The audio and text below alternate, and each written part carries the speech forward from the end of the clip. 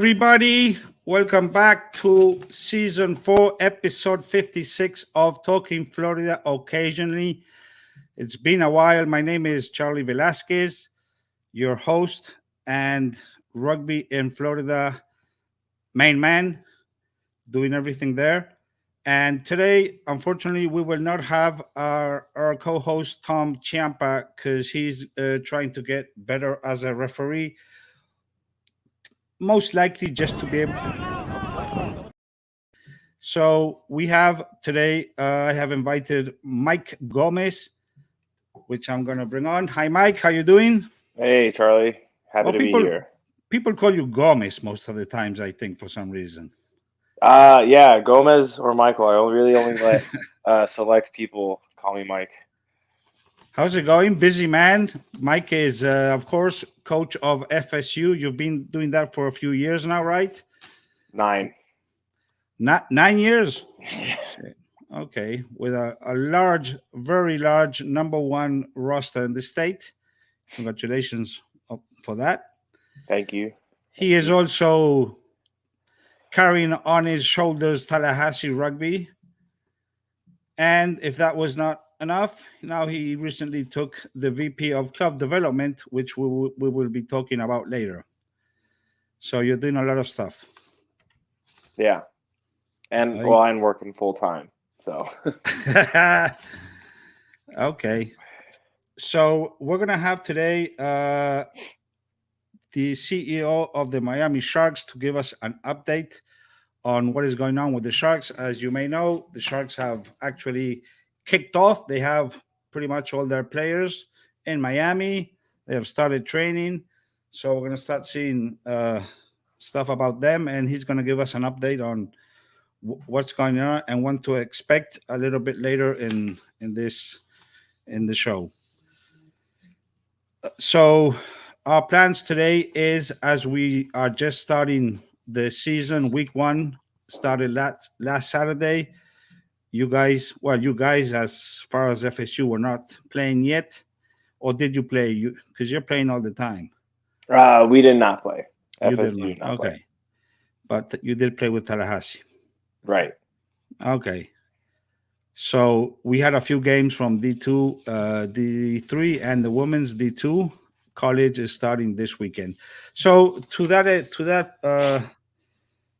matter, we would like to just make like an overall presentation of what is the season looking like, and just show all the divisions, how they are organized, who's where, because some teams have moved.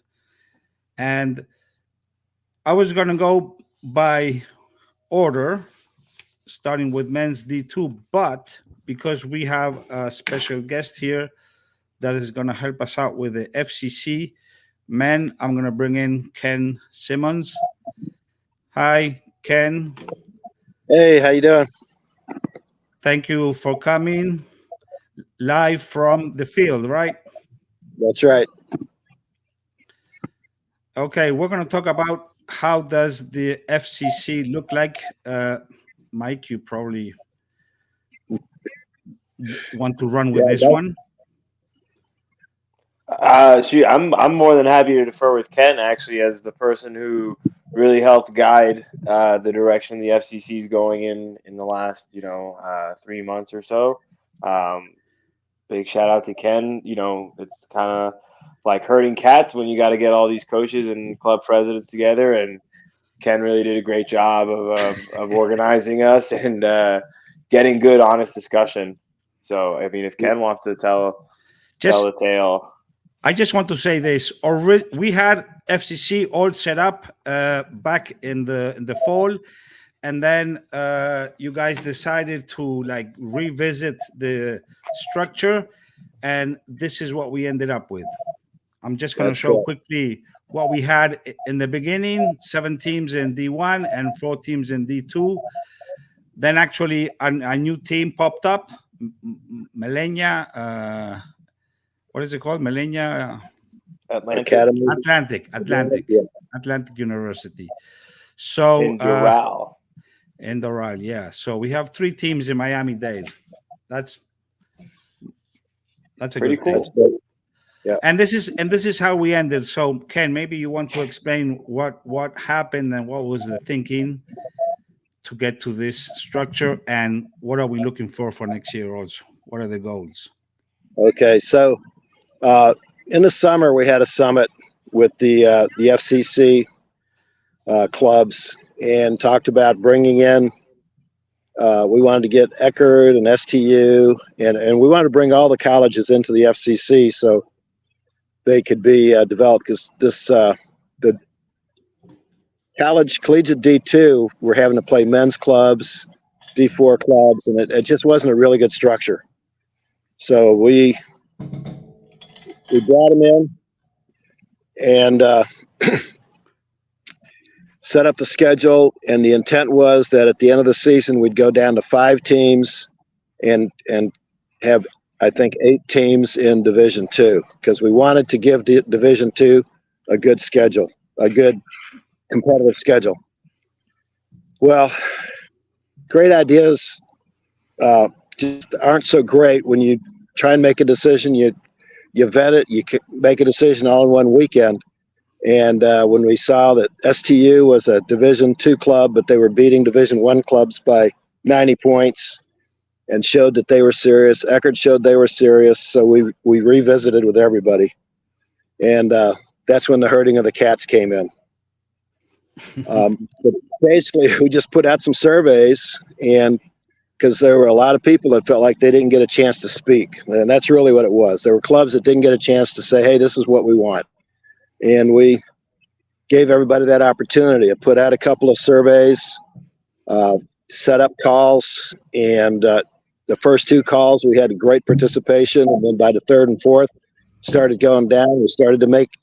We got what we thought was a consensus with the guys that were on the call, and then we got more complaints that they didn't get their chance to speak. So finally we just had I won't call it a knockdown drag out, but we gave everybody an opportunity to say the good and bad of what they wanted. And I can safely say we did not come to a complete consensus. So we had to actually take votes to make it happen. And that's how we ended up with 9 teams in Division I, and with only 3 teams in Division II, they weren't going to have any real competition. So we've got, I think, 4 or 5 teams. 6. That are 6 teams that are in a crossover game with Division II to give them a meaningful schedule this summer, this spring. And then, and I will say, all of those votes, Ken, you had me go first in front of everyone. So yeah, sorry about that. Yeah, well, you called me out on that too, making me make a call before the last. I was always saving it for last. But the thing is, Gomez, we really want the D1 clubs to grow, and they can't grow if they don't have competitive games every weekend. We want D2 clubs to grow, and they're not going to be able to grow if they don't have enough games with competitive teams also. So we got everybody to agree on after this season, there will be a 6-6 split. So 2025, there will be, if we still have these 12 teams, it'll be 6 teams in Division I and 6 teams in Division II.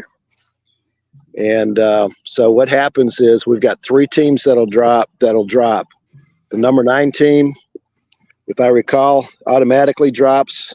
Yep. Yeah, number 9. Number 9 automatically drops. That's why we decided that the Division II winner wouldn't get a chance to play up, because we decided if number 9's automatically getting dropped, then the winner of D2 doesn't get a shot at moving up this year. Only this year. Only this year. And so then the bottom, the bottom 4 teams, is that what is it? Is it all 4 of them that are fighting? Mm-hmm. I'm trying to remember. Yeah. 5, 4. 5. 5, 6, 7, 8 are fighting to stay in. Yeah, win and you're in. Yeah. So it's going to be a carnage at the end.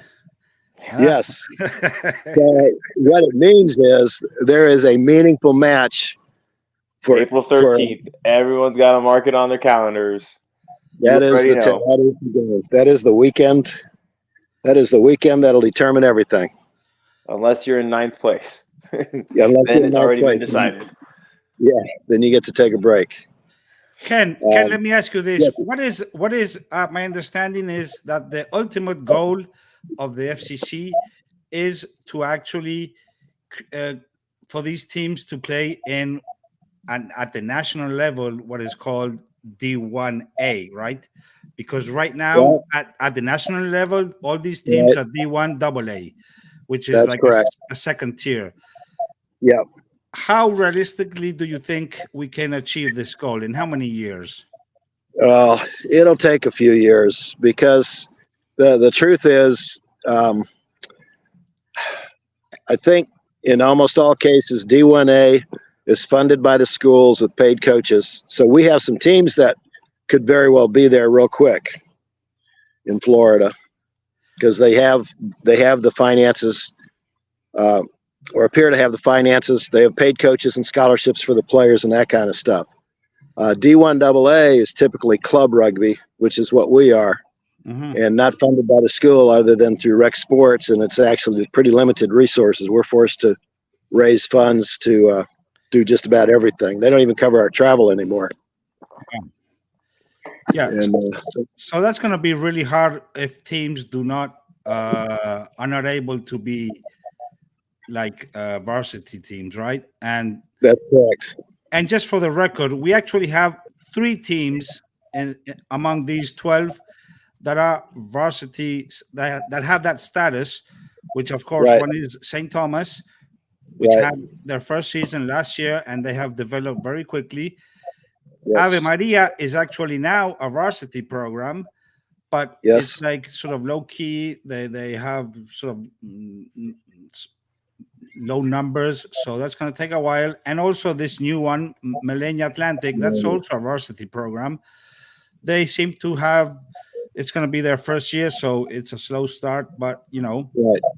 maybe other colleges look into this once they stop developing. Yeah, that's possible. The thing is, I don't, at least in the Florida, I don't see the state colleges getting involved because of football. I don't know, but I do see your private colleges or minor, smaller colleges, I should say, might have that opportunity because they don't have mayor. Well, I guess these guys do have football programs, but for whatever reason, they get that. It's been trending for quite some time now. The small college enrollment rates are going down. So many of these small colleges are in fact creating these varsity programs to draw students in and increase their enrollment numbers. We've seen it across the country. That's why Wheeling Jesuit probably had a rugby program. Lindenwood Belleville, that's why they had a rugby program. Because it gets kids in the door, it gets kids paying tuition. So yeah, that varsity rugby is very much becoming a common tool. So why wouldn't small colleges all across Florida start up a club? It's the cheapest sport to get invested in. Yeah, absolutely. Well, really, who knows? Maybe in a couple of years we have like 25 college teams. So that's going to be college. Where are you at? That's going to be very St. Leo's. Those are going to be very long meetings. Hey, we played St. Leo's. We played St. Leo's back in the early '80s, I think. They had a rugby club for a couple of years. Yeah, sounds like they haven't had one since I've been born. Nope, probably not. So just to quickly recap, this season it looks like this: 9 teams in Division 1, 3 in Division 2. Next season it's going to be 6 and 6, right? That's correct. And it looks like an exciting season. Of course, I have to say that with the inclusion of St. Thomas and the development, which has been fueled by a bunch of kids from Okapi that have been coming out of that program.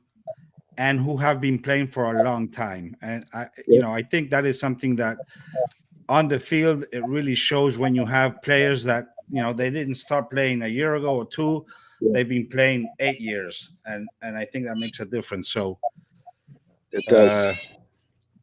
I also want to say that so people know I'll be promoting this, and this is, I think it's a great thing that the FCC does to live stream all their games. I'm not so we get anybody can watch the games throughout the season. That is something that I would think, Gomez, now that you're in the FRU, that should be something that I think other divisions could be looking into. Yeah, 100%. I mean, if the college can do it, well, everybody else should. Would be great. No doubt. Okay. Well, I guess you're off to practice, right, Ken? Yeah, I'm gonna get ready for it here in a little bit. You got anything else? Any questions for me or anything? What is your first game? Our first game is Eckerd, Saturday at home. Okay. And we're looking forward to it. We got some new players out, got some good numbers, so we're looking forward to a good year. Haven't caught up to you on the numbers game though. You're not far behind, Ken. Yeah. That's almost a curse, I think, but because I'm having a hard time handling what we got. Okay, but, Ken. I would like to just tell you about an exciting tournament that we'll be hosting. Oh, sure. It's actually an NCR event. We're hosting a CRC qualifier sevens tournament, and we've got Notre Dame, Alabama, Clemson, South Carolina, Spring Hill College. Auburn, Spring Hill College, and Queens, Iowa Central, Queens, and possibly Kutztown and MTSU. Oh. So we're working. Nice. We're at 9 teams confirmed, and we're going to cap it at 12. And it'll be a long day, but should be some really good rugby going on here in Gainesville. For sure. Okay. Thank you very much, Ken. Good luck on Saturday, and we'll be in touch for that tournament on February, right? That's right. Okay. February 24th. Well, that's around the corner. Yep. Be here It's before we soon. know it. Yep. All right. Thanks a lot. Bye-bye. Take it easy, Ken. Okay, good seeing you. Bye-bye. You. That was Ken Simmons from Gainesville, right? Yep. I get my cities a little bit mixed up there. Well, you can't say Ken Simmons from Gainesville. He's been all over the Florida circuit. Oh, that's I know. Yeah, Coach Fort Lauderdale, Coach Naples. That's just the most recent. Those are just the ones that he did while I was alive. So who knows how else was. We actually had him on the podcast when we were doing like one guest at a time with Ross in the 2020 season. He was one of the guys that came on. So let's go through how the other divisions are looking like. I appreciate Ken coming on just before practice there. So we have the D2 division that started last week. The only changes from last year, of course, is Palm Beach that has moved up to D2. Many people were saying this for a long time, right? When are you guys moving up? Well, they were winning really handedly, but they were having fun for sure. Yeah. I mean, I will say the last 3 finals with Brevard have been good matches, which just means, wow, I wonder how Brevard would have done on the national stage, as Brevard as the D3 team. Yeah, of the last 3, I think the first 2 were very tight. This last one was a little bit of a difference, but very close. Yes, I think it's a great addition to Division 2. Of course, we have Miami, the Tridents, which are the current champions, after Getting a beating, huge win this weekend. they did. We'll get to that in a bit. So these guys just had their first week last Saturday. We'll talk about that a little bit later. And my impression is overall that it's still going to be 2 or 3 teams really breaking apart from the rest. But each season we'll have to see. Some teams have very good numbers compared to last year, like Orlando. The Pelicans, of course, who here's Bermudez making sure I remember top 4 in the nation. We know. Thank you.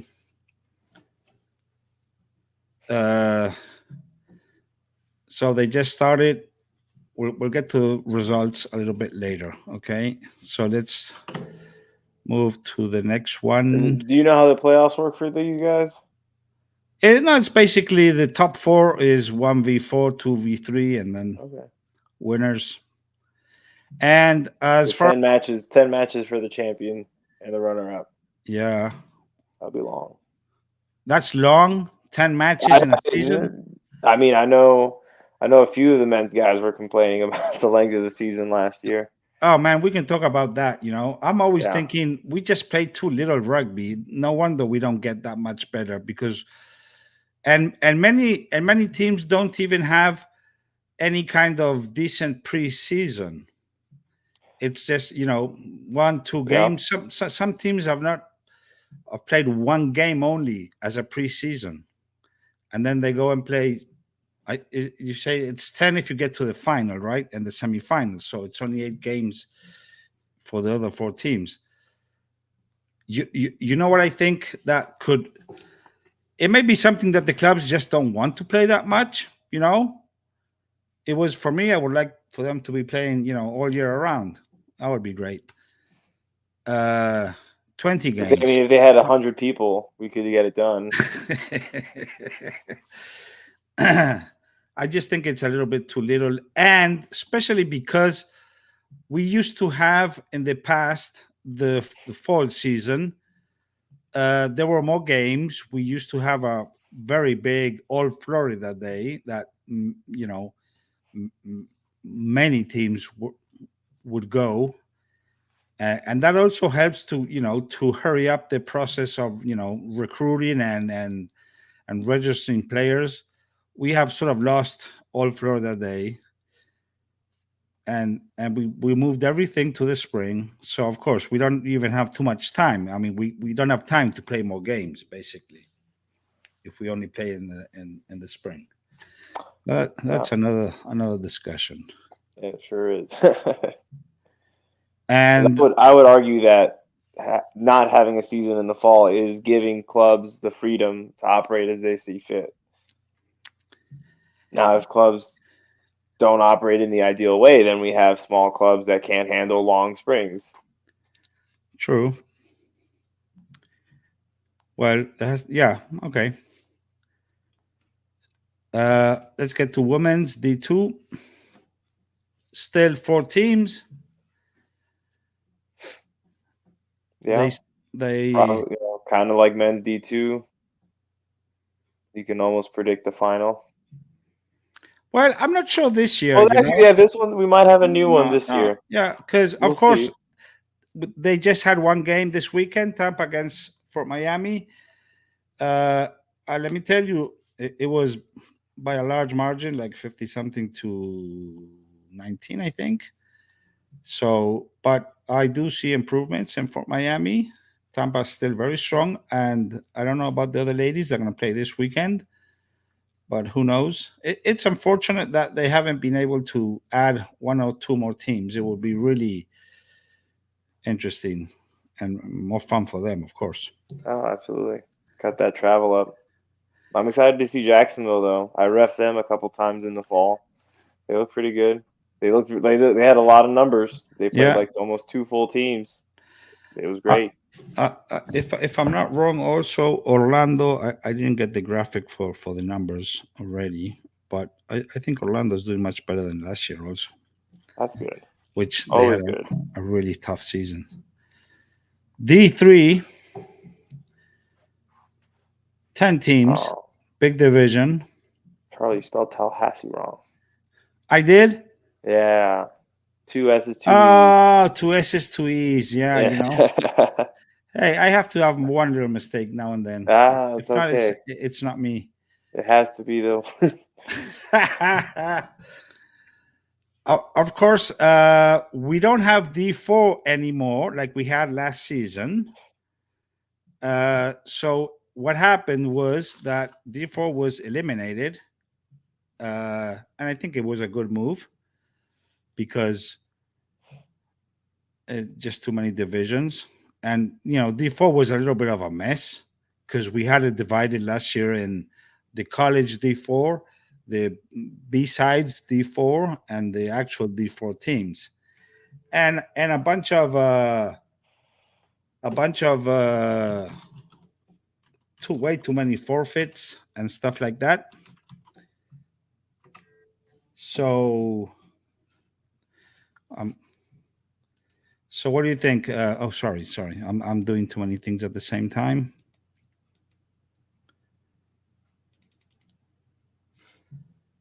Yeah, D3 looks like it's going to be fun. I thought D4 was also a lot of fun.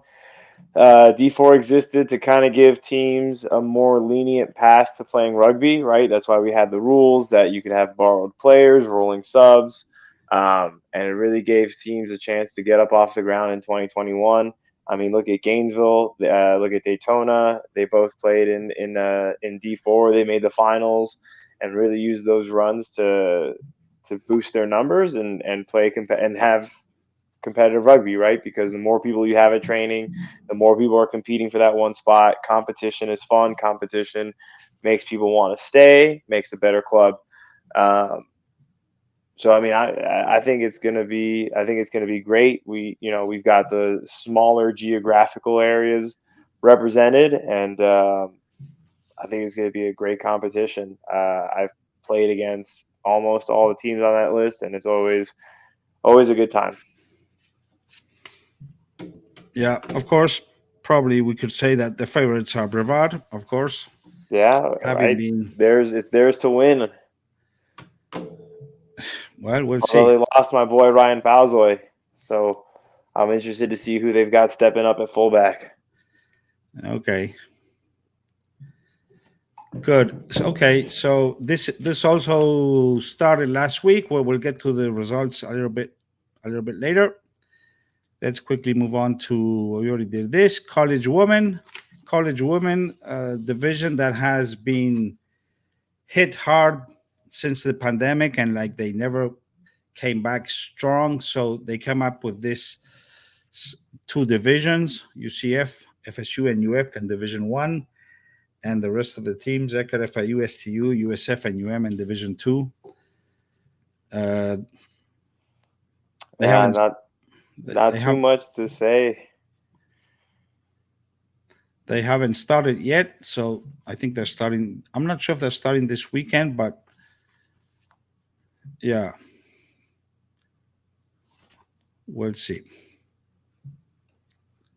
And just jumping to the youth for a second here. The youth is divided basically, just so people know, into the high school boys, U19s and U16s.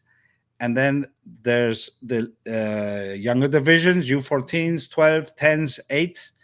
And we have seen at the younger level a lot of development on both coasts. On the West Coast, it's picking up over there in Tampa, St. Petersburg, Englewood. Sarasota has been doing a lot. So we have a few new programs of little kids. Of course, here on the East Coast, it's always been sort of big with Okapi, Key Biscayne, and the lead. They have really huge numbers. We have nothing in the middle of the state for some reason. It's like the desert. And then we just have these kids, these divisions in Jacksonville. And at the U19 levels, I have to say we're not in a good. I don't think we're in a good spot. We've been losing teams in the past seasons: Naples, Cape, Pirates. This is going to be also the last year for Cardinal Gibbons for some situation within their. It's a private Catholic school, and the way they are governed, they're not going to be able to participate next season. So we're going to lose them. We do have a new program under Fort Lauderdale, so those kids will probably end up there.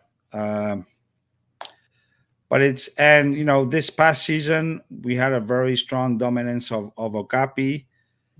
It does seem to be the same this year, but high school really needs work to get it growing. Because for me, it's my favorite rugby to watch. High school. It's much more entertaining than any other division for me. So start a team. Oh, I would. Yeah, I'm a little bit busy, but maybe when I retire. Okay, so that's an overview of all the season. A busy season. I'm very glad it started. It's like finally, right? And now I'm just gonna wait. Hold on, I'm gonna change my hat so I surprise the next guy. Our next guest. We have visiting us the CEO of the Miami Sharks, Tomas Ordóñez. We're going to welcome him. Let me get rid of this. And hello, Tomas. Hi, guys. Thank you very much for your time. I know you guys are extremely busy these days as you have started rolling. So I really appreciate you taking a few minutes to come and share with us some updates on the franchise, which everybody's very excited. Thank you, Charlie. Hi, Michael. Nice to meet you. Nice to meet you too, Tomas. Thank you, Charlie, for what you do, strengthening the rugby community here in Florida. Oh, I have fun, let me tell you.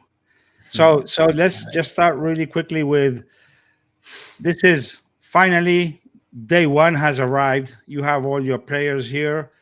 How does that feel that it is actually starting? Because it's been a very long process.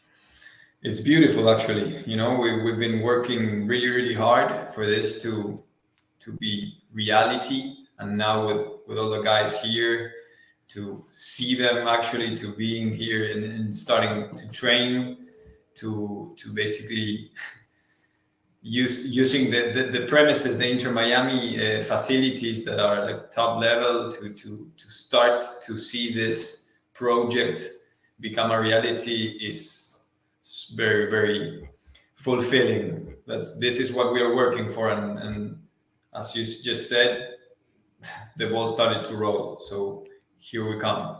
Well, that ball doesn't roll; it bounces. And it bounces all around. So let me ask you about we had this process of these 4 events you did at St. Thomas throughout the fall. What is your balance of all those events, and did you get any recruits from all those sessions? So the balance was really, really positive. We got more than 700 people for all of those 4 camps with the youth rugby and the tryouts with the adults. We did actually got from the trials 2 super interesting players that we discovered over there. So I think it was super positive from that side also. But what we are trying to do, and as I congratulate you, Charlie, is what we want to do is basically strengthen the rugby community here. We want to be head of the arrow in which we build a huge or a bigger rugby community, for everyone to have a professional team to root for and to basically come to every one of our events, to one of our home games, and love rugby as much as we do with a team that represents all of them. So you were talking about Okapi, Key Biscayne, all of the youth teams, all of the adults teams. We are talking with each one of them, trying to enhance all of our objectives together, and yeah, basically build this and go for it together. You know, we are all part of Miami Sharks. That's how I feel, at least. So tell me a little bit about these first days when the first meetings. You have already practiced a little bit. It Yeah. must have been very colorful because the roster is really so people coming from all parts. I guess there was a lot of this going on, right? Yeah, it's a lot of mate with all of the Argentinian and Uruguayan crew.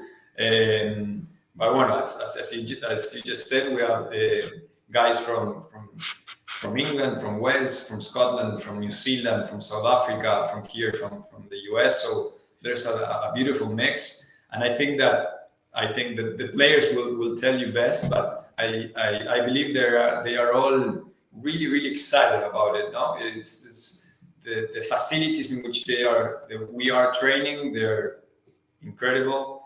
The housing we're staying, they are staying. It's also really good. So I think that everything is running smoothly, and hopefully the preseason does too. We have 2 preseason games that will help us to get ready for our opening match on Sunday, March 3rd. But yeah, I think that it's all positive, and it's all from the players' perspective. Everything's great. Can you tell us about these preseason games? Yeah, we are going to be playing Life University next February 16. I think that's a Thursday 16. Friday 16, sorry, and Thursday 22nd. That's going to be against the USA Hawks, that actually now are no longer the USA Hawks, and they're going to be Charlotte. Okay. Are these So going to be games that we can go and watch? There's not going to be open to public, as they are in the middle of the week, and the operations and the premises are closed for this ones. But well, we of course we invite you all, and we hope to see you all at our opening match. That's going to be Sunday 3rd in Chicago, right? Against Chicago Hounds. Yeah. Yeah. What's your expectation on Charlie? What are your thoughts? Well, I think this is going to be one of the most interesting franchise that we have in the MLR, and it's going to be a different one. This is what I feel, just because of the type of talent you guys have got together. I think it's going to be one of the most entertaining teams to watch, and a different type of rugby that we're not used to.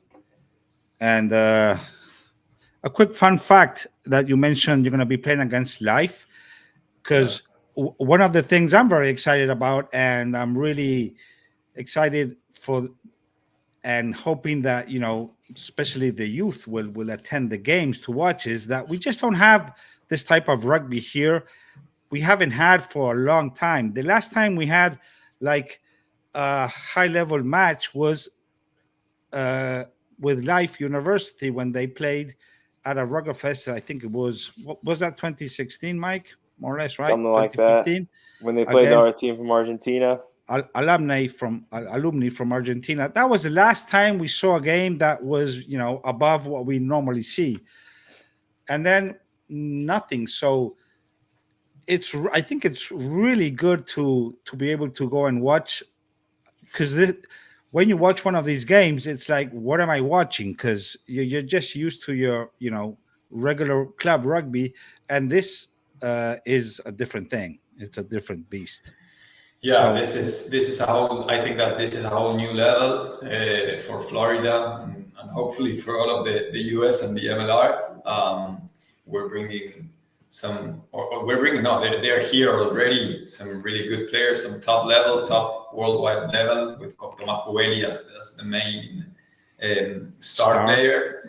But we have. Let me tell you guys, we have size. So all of the Inter Miami staff, that they work every day over there, and they are used to see the soccer players with us, with the rugby players. They're freaking out. They don't know what to do. They see them training at the gym, and they cannot believe the amount of weights and the amount of plates they stack for each squat they do. So let me tell you that size. So, I have a question for you. So yeah, we talked about the home opener with Chicago, right? What's that stadium gonna look like? Like, what are you guys doing to make this like a really inclusive event? Because like obviously, me and Charlie, we love rugby. You don't have to get us. You don't have to tell us to come to this game, right? But how are you going to get our partners to want to make sure that they come back when we want to go for game 2 and get season tickets? So what I believe is the best thing that surrounds rugby is the rugby community, and we are aiming to do at the stadium a whole experience for the whole rugby community, not only for us guys that we love rugby and we would love to watch a game, but for people that maybe don't know rugby to get a very, very nice time with music, with entertainment, with people surrounding the event. We're gonna do like an after party. We call it back in Argentina tercer tiempo. So we're gonna do this fun for everyone, for all ages, like from 8 years old to 70 years old. And I believe that that's going to be like something super different from whatever against every other sport that we have here in the US. That to get to watch a game and have a super intimate and super fun and diverse kind of community around it, in which after the game the players go to shower and then come back to grab a beer with you. So that's also like super interesting and super, I think, appealing for every person that doesn't know rugby. Besides that, like more getting into the logistics or the premises of the stadium, we're going to get like a bleachers expansion that it's just going on right now. It's going to be around the maximum capacity. It's going to be around 5,000 people. It's I think that the people that will come, they are going to give us the colorful that we want. I've been talking with the guys from Miami Tridents. They are all super excited, and they all are already thinking on how or what costumes to bring and what things to do on the sidelines. So yeah, I believe that this is going to be a party, a hell of a party. You like rugby or not, so you should definitely, Michael, you should definitely bring your girlfriend, your sisters, your friends. Either way, if they don't know rugby at all, they will have a great time. That's for sure. Well, so Tomas, I'll tell you this: the first time I actually went to an MLR game was because I was helping coach a team that played in a match before the MLR game. So will that opportunity be there for college teams? Because I mean, if you tell me Florida State can come play as a curtain riser for the Miami Sharks, I'm booking the bus right now. By the way, I'm not sure if you know where Tallahassee is. I'm a bit far from Inter Miami Stadium. I actually know where it is, and I talked with some of the guys from Pelicans, Louis, Joe, I believe. I'm not sure. Okay, so I don't think you know where Tallahassee is because the Pelicans are even farther. That's farther. Yeah. But this topic of having what do you call it, curtain raisers, Curtain raisers. is that something you are considering for some of the games? We are considering. It's still pending if it's a possibility or not. But it is something that we want to do, of course. Not only for like an adult pre-game, but also for youth rugby to get them involved. Yeah, the kids got to play at halftime. Yeah, there's a lot going on. So yeah, I don't want to give you any details about what's going to happen to our games. You have to come and check it by yourself. We can do dropkick competitions at halftime. I'll sign up for that. Yeah. So one thing's really cool. Feel free to take this idea. But at a match in Australia, they would get like the jugs machine, Charlie. You know that the machine that's the spinning wheels that shoots the ball out, and they would do the high ball challenge. Right? They would launch that thing in the air, see who can catch it. Yeah. That's fun. That'll get the crowd going. Yeah. We're thinking of doing a drop goal competition between Charlie and Messi. I'll beat him in a heartbeat. I was gonna say that's no contest. We can't have Messi losing. That's gonna hurt Inter Miami's ticket sales.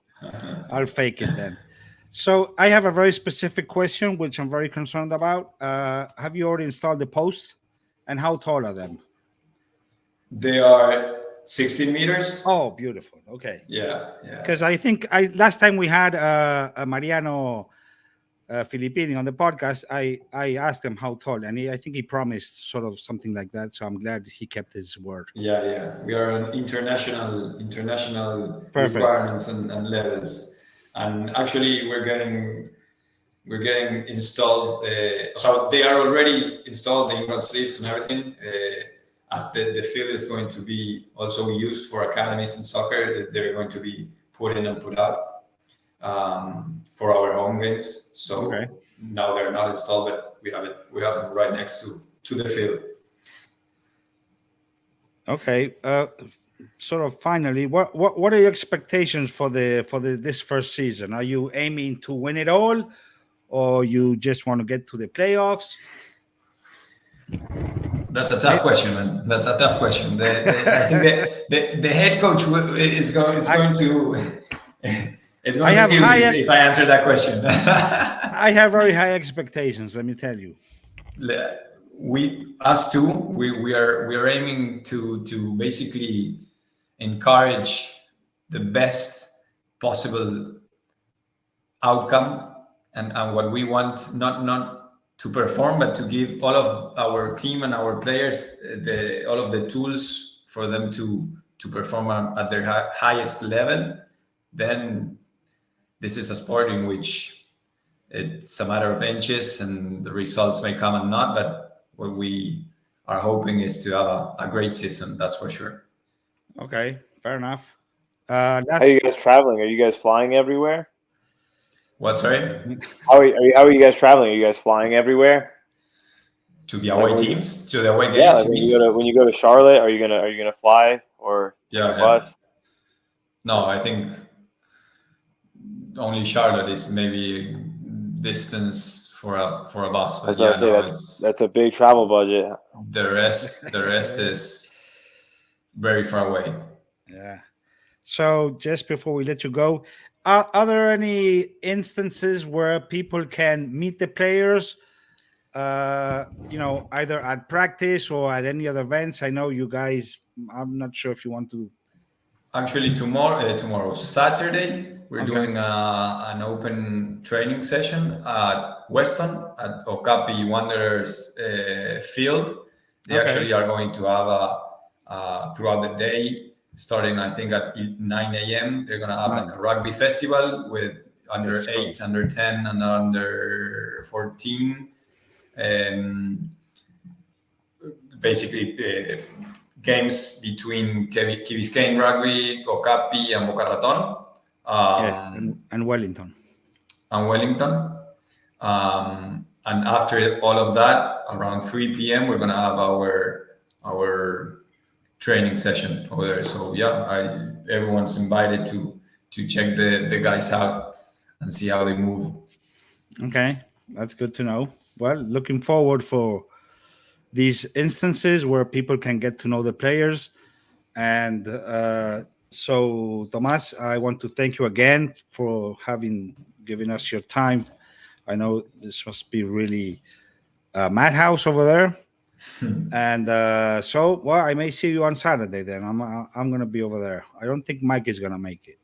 No, He's very we far got, away. we got 4 matches in Tallahassee, which Tomas, you have to look up and find out where it is. For sure, man. Okay, thank you very much. Looking forward to seeing the players, and for that, March 3rd. It's a Sunday, right? You had to move the date because it was overlapping with Inter Miami game, right? Exactly, Sunday Against- 3rd. Is there going to be a night game? It's not confirmed yet. Oh, okay, you're just working on it. Okay. We're gonna for sure move it earlier a little bit as it is a Sunday, but it's not defined yet. Okay. Well, thank you very much, and I'll see you around. Good luck with everything. Yeah, Thank best you, of luck guys. to you this year, Tomas.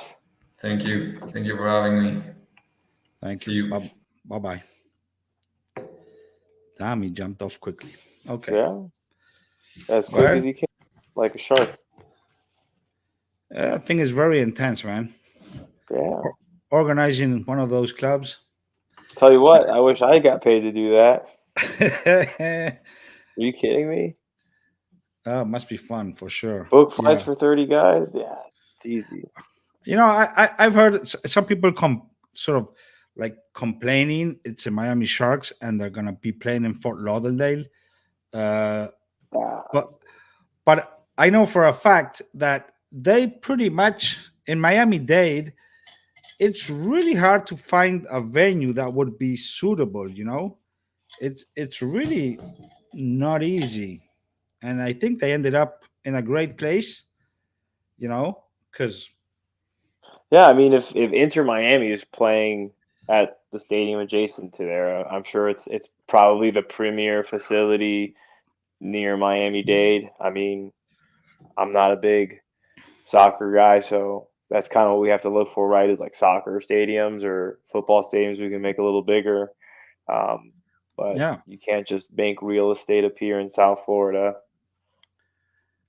I think it's going to be a nice venue. And to be clear, it's not the huge Inter Miami Stadium. This is Yeah, a it's field, the Ordination adjacent. Field. It's right next to it, but it has like a nice size because I don't think you want a huge stadium with very few people in it. You No, do remember looks when empty. the LA Giletinis or whatever they were called, they were playing in that the huge stadium. It was like a 50,000 seat stadium. Remember that?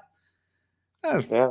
It's like you can't see people anywhere because you put in 5,000 people, but they're all scattered around. It's like playing in an empty stadium. So this one has a nice size. I think it's going to be good. Yeah. I've Okay. been to a couple MLR matches. New Orleans, they played Oh, yeah?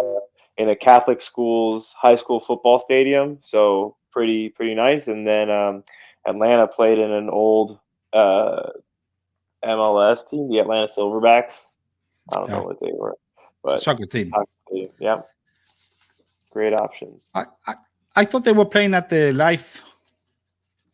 They did one year. They did, right? Okay. Yeah, they moved around a bunch, Okay. and now they moved to California. They really moved now. Yeah. Okay, Mike. So the last thing we have, well, we should go maybe quickly over the results of last week's games. Okay, well, let's do all the games in a minute or less. Exactly. Let me just put this on the screen. For some reason, I really this is my first podcast after a while. I'm a little bit rusty. I just want to get up the graphic of the scores so we have them. You know what? I'm gonna put the ones next to the predictions of this guy, this sideline whisperer. Let me just 1 second. So, yeah, there we go. So we can do two things at the same time. There we go. Oh, I love efficiency. So here we have. Sorry, here we have the scores aligned with the predictions. The scores. Sorry. Right. There we can see them. The scores on the right, predictions on the left. So big in D2, we had that really large difference between the Tridents. Sorry, Miami Rugby visited the Hammerheads, and Tridents and Boca, both two pretty big. yeah, I was at the Tridents game. Tridents, to be honest, looking very good. The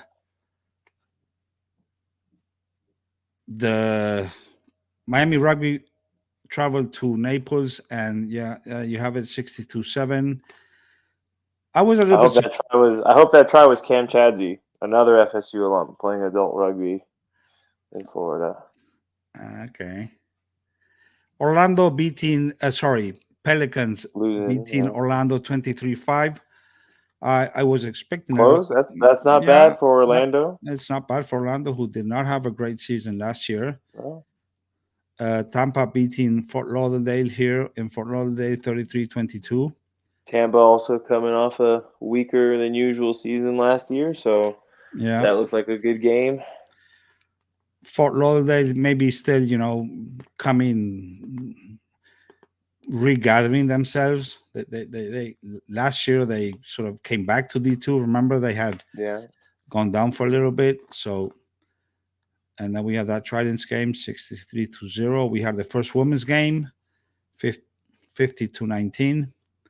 Tampa looking very strong. As I said earlier, I did see Fort Miami. I think they have improved from last season. They just don't play. They didn't have one game in the fall, so this is like their first game. I think they really need to try to what's going on. Yeah. Those Tampa Crew girls, I know, are going to go play. I know we talk rugby union, but a bunch of those Tampa girls are playing, I believe, a team from Canada this weekend. And rugby league. In rugby league. Yeah. Well, man, we don't talk rugby league here. We don't talk, but yeah, whatever. If Ross was here, we're supporting the people who registered to play with Tampa Crew women and paid their Florida Union taxes. So, let me tell you, those, okay, fair enough. Now, if Ross was here, if we had Ross on here, he would just kick you out of the podcast right away. Well, but these Tampa ladies, let me tell you, they're very active. They have scheduled like a game with Life in February, I think it is. Best of luck to them. In the fall they traveled. They went to the what is it called? The one with the ships in the background. What do you call that tournament? Battleship. Yeah. So they have played. Then we have all these games from D3, Daytona, Tallahassee. So you actually played that game. It was technically a forfeit, but because you played some FSU kids, right? And you won that game. Games. We could have not forfeited, but there was no point in not getting 5 extra people a chance to play rugby. Okay, fair enough. We gotta go through Jacksonville and Gainesville anyways if we have a shot at making the playoffs. So, we gotta win those anyways. Jacksonville beating Gainesville 22-9. I was a little bit surprised about that. It may show. It does seem that Jacksonville has been like reorganizing. They have very good numbers this year. New coach, new president. They seem to be working. Let's hope they ride this momentum and become a D2 club one year. It also surprised the sideline whisperer because he was giving Gainesville the win. So with that, we have Treasure Coast being 58-0, beaten by Brevard. That was also a forfeit. Treasure Coast, of course, program just started last year in that area of the state. it does seem to be a little bit hard to recruit. There's not a lot of people. But yeah. But I'm glad they're hanging on there. They just have to hang on. Tristan's running a great program there. Yeah. Hopefully, you know. Oh, a funny tie there with the Claymores.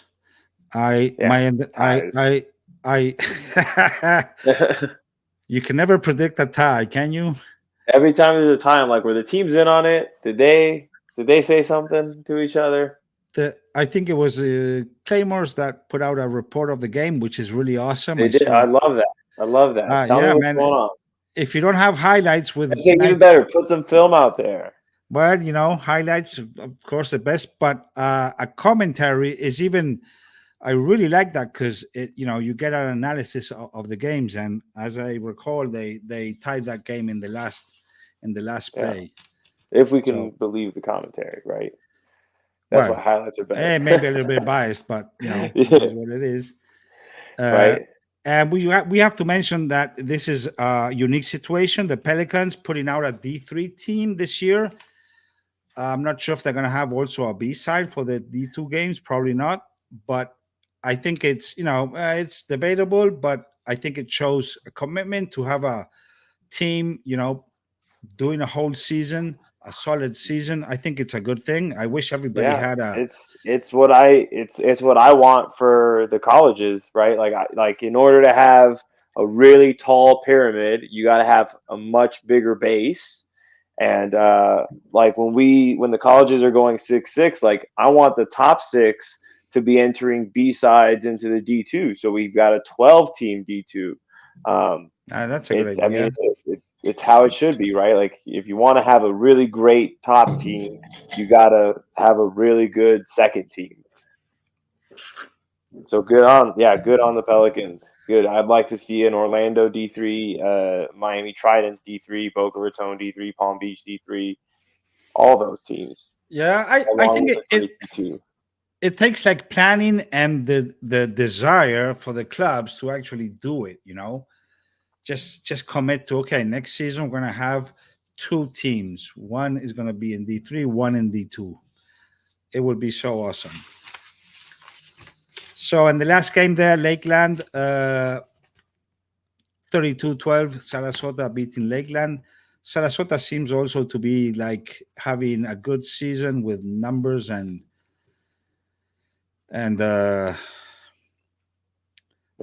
both teams post on social media, which is nice. Again, so let's just get some film. They did have film, but they couldn't get it to me. But we need highlights. I'm going to contact all the clubs because if they are taping the games, it would be nice to. And this the game commentary in the following weeks, maybe it will make it. But if we have, of course, I actually forgot to add to show some of the highlights that I have for the Tridents. Let me play this one that we have for the women that I use for the presentation. Oh. Just to show Ross. It's mostly just to show Ross, There's Ross. It's not T-Pro without Ross. Yeah, exactly. So that was the first week. The Silent Whisper got 70%. Always some people complain. I think anybody could have gotten 70%. Yeah, maybe. Well, it's not me. You know that. It's not me, right? People, it's so hard for me to get that out of the people. You get so much hate on these posts. I don't get it. The problem is everyone just wants to feel like what we're doing here is important, and it is, guys. Like you don't need, you don't need somebody to justify what you're doing, right? Like, fuck this person. Sorry. Sorry for Christian. Is Ross's jersey painted on? Maybe. Let's play it again. Oh no, that's not it. Sorry. Oh.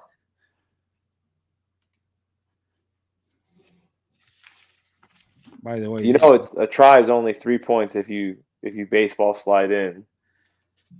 Oh, it's not painted. Oh, come no, on, I no, see no, folds. it's not.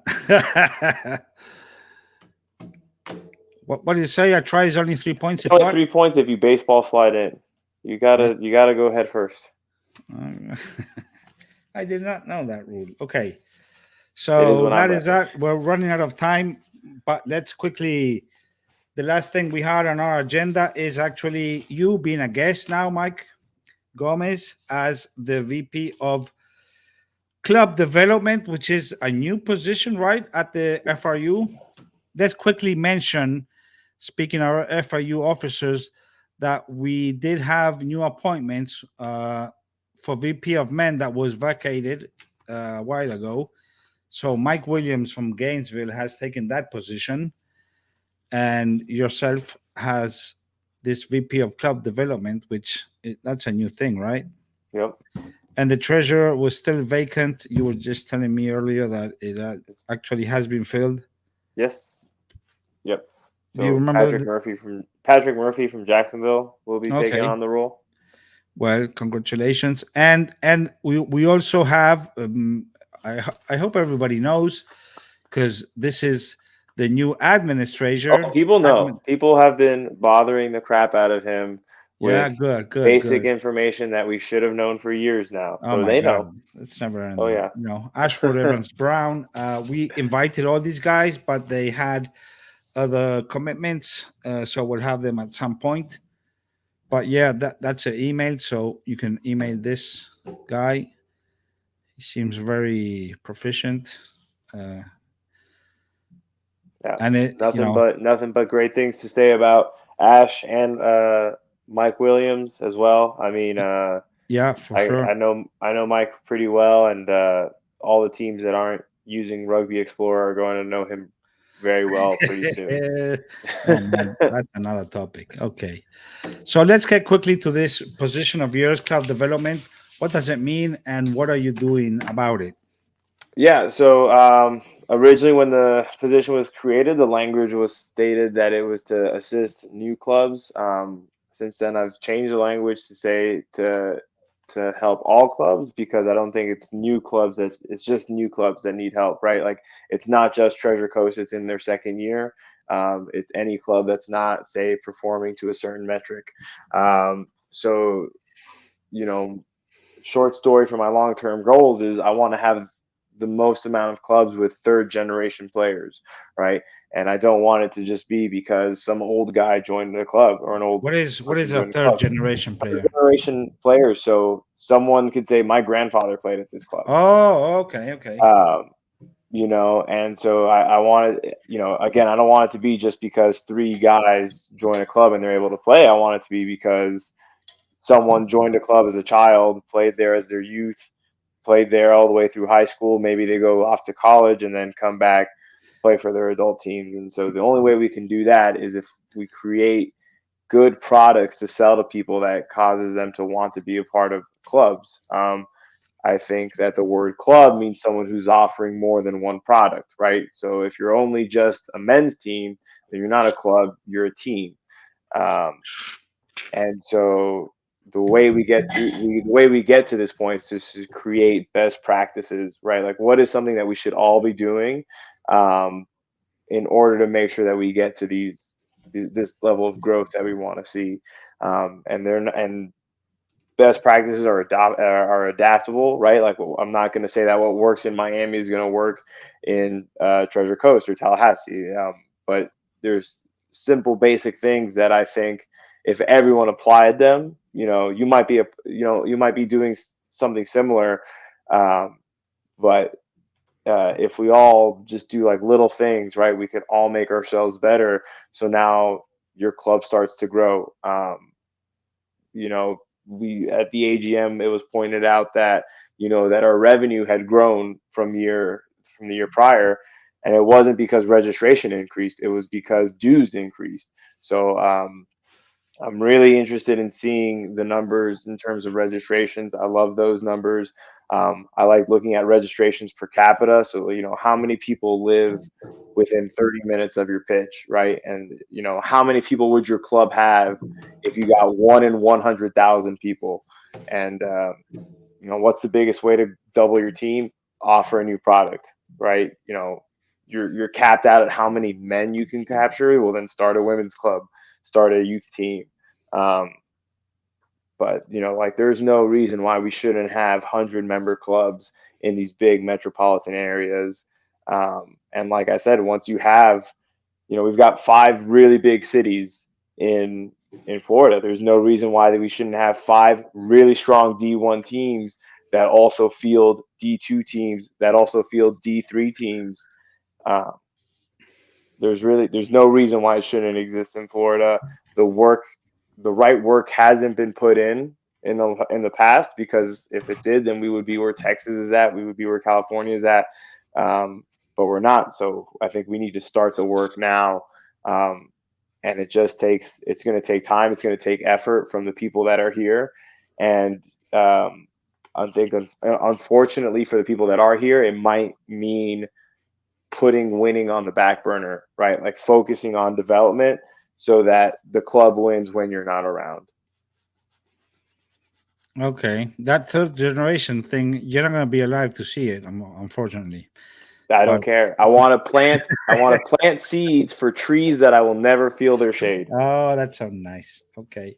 Have you been able? I think your appointment was pretty recent, so I'm not sure if you had time to actually start talking with clubs or looking into. Yeah, no, I have. I've put out. I've done some basic research calls, and so I mean, Charlie, all this because you go to the board meetings, but I just started asking different clubs what their approach was for certain methods.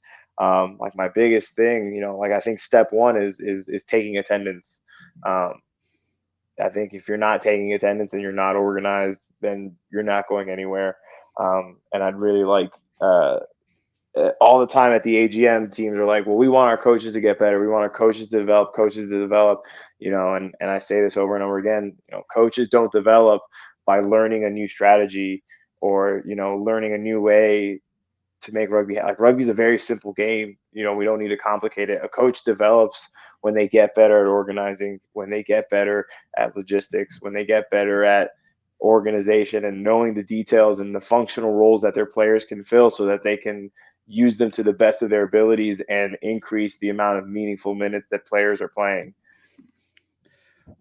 What do you think about? I'll mention 2 things that I personally think that are very important for club development. One is fundraising, money, and the other one is having an administration that is run by not the guy who actually plays on Saturdays, and sometimes is also the coach and the president of the club.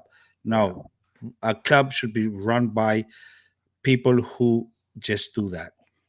Ideally, people who have played in the club, all boys, that they have, they stick around and they actually plan.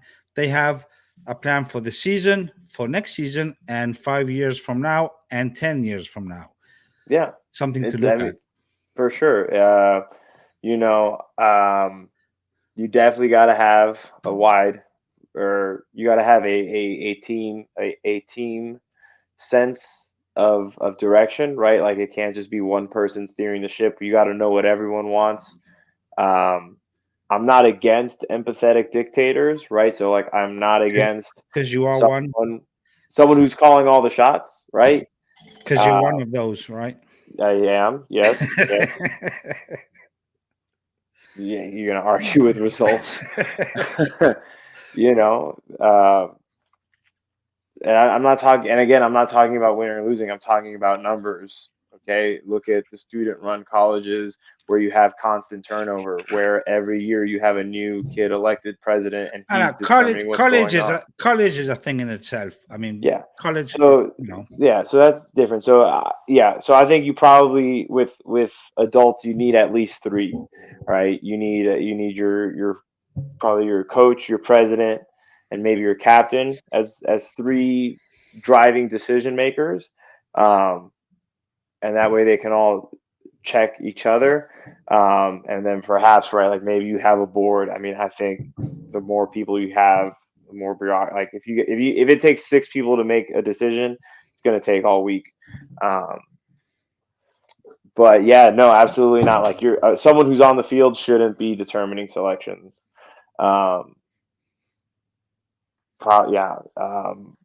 Probably also shouldn't be handling the money. But if that's all you got, then there's definitely best practices we can establish to help people in those positions. Because if someone decided to start a brand new team in Sebring and they're like, "Yeah, I am the coach, captain, and president," then all the power to them. And we need to empower them so that they make the best of that until they get someone who can relieve them of those duties. Yeah, well, I have been involved in at the youth level with Miami Rugby long time ago, and we got to have a fairly large program, over 100 kids.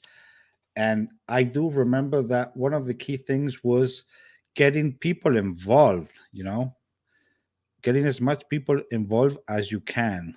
And so when I see sometimes, at different levels, these teams or clubs that basically are run by 1 or 2 people, that's also very like dangerous, because that person, for whatever reason, now he's gone and everything, so Yeah, and I think in that respect, there's a lot of similarities between how you should pass on leadership and then how you should get people on the pitch, right? So you need to just trust people to do things. Like that was something that I experienced. I was just like, I just need to assign people to do stuff, and if it doesn't happen the way that I envisioned it, then I didn't communicate properly.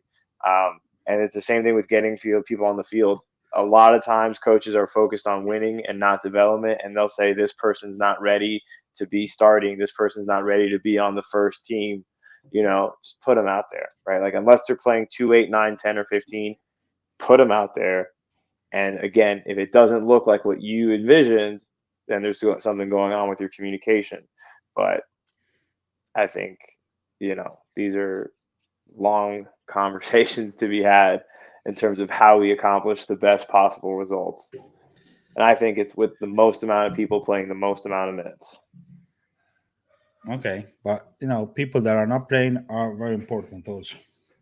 Oh, of course. Yeah. I mean, 100%. You need, like, clubs should be having, like you said, an administrator, someone who's running Rugby Explorer that isn't the coach who's also on the field.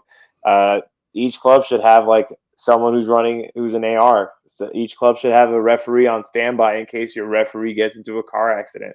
Oh yeah. But this is the difference between clubs and teams. Clubs offer a variety of products that keep people around, whereas a team you can just play for, and that's it. So if you're a team, if the only thing that someone can get out of you is playing on a Saturday, then you're just a team. But if someone can get a sense of community, belonging, and having a functional role, then that's a club. Yeah, we should try to get more clubs. Okay, Mike, we've gone a little bit over our 1 hour goal, which is really hard. I want to, and just to round this off, I guess at the end of the season, we will have some kind of results from your actions. We should see Probably something. not. I was really hoping to get this rule in the fall so that I could start collecting data and applying principles and stuff like that. Now in the spring, no one's going to want to listen to me. No one's going to want to do what I say. Everyone's going to be focused on winning their season. That's true. Yeah, that's true. But I'm going to try. I'm going to try. And if somebody listens to me, that'll be great. Because if not, we'll have no idea if I'm just talking out my ass or not. Well, I think it's a good idea to have somebody in that role. And I wish you the best. Thank you, Charlie. I also want to thank you for filling in for Tom Ciampa. Yeah, I don't know if I did as good of a job. We'll see. It was probably a pretty boring show. Sorry. I think you did a great job. And I'll probably have you some other time. I'll love it. I'd love to do it. Okay. Yeah, as I said, we just got started. I haven't done a podcast since September, I think. As you may have noticed, there were no sponsors today, so I hope to have a couple for next week.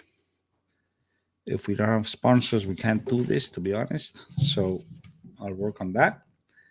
And the season is only going to get more exciting as we. Oh, I'm absolutely. very excited about the college starting because we have. It's gonna be. I love that they stream. You know what you know what I do as soon as the Florida State games are over? I go home. I go home. I start washing the jerseys, and I start watching everyone else's film. And I'm not even like scouting. I just love to watch it. It's so entertaining. Because Man, you should not be washing the jerseys. You know who should be washing the jerseys? Whoever got a yellow an card, equipment manager, you know, it's or fine. something like that. Just I like them done a certain way. oh my god, micromanager. Okay, that's fine. Well, I wish you luck. Who are you playing on this Saturday? So in Tallahassee, which I'm going to get a map for Tomas next time. We've got 4 matches, so we'll have one FSU reserve side playing Valdosta State. We'll have 2 FSU teams playing against 2 UCF teams, and we'll have Tallahassee playing against Gainesville. No, that's a long day of rugby. Well, we got 2 fields. Oh, you're gonna play at the same time?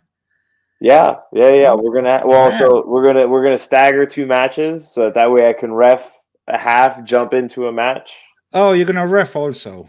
Yeah, Coach, it's you're gonna coach. another, You're gonna ref, and you're gonna play, and then you're gonna wash the shirts. and I'm gonna input all of my scores and substitutions in Rugby Explorer. Okay. Well, you should get. You just said that you should have somebody to do that. I should, but I like doing it, man. I like doing it. It's really fun. It's really fun, everyone. It's really fun to input your rosters, your scores, and your substitutions. You have no idea how much data we can get from that, and it's only going to make us all better. Of course. Well, that should be a nice game against UCF. Yeah, I'm not sure. There's only been 2 matches in since 2000 and I don't know what 12 that have been decided by more than 6 points. It's nuts. Really? Between you guys? Between UCF, it's always close. Oh, damn. I can think of 2, maybe 3 times since 2014. Wow. Even in the golden age of UCF? Well, that's why I said 2014. Okay. Yeah. That team was me. No. My last collegiate game, I don't know what it was. Maybe 90 something. Did you get to play against that team that won the nationals? Yeah, man. So I was part of the last team that beat UCF before they went on that run. So 2012, I got my first start on the on FSU's first grade side. And we beat. My first start was the semifinal against Kennesaw State. I was on the bench for the championship against UCF, and we beat them. And then the next year is when they started that tear. And then my senior year, my last game, we beat Middle Tennessee State, and then we got thrashed by UCF. I think we finished that game with 13.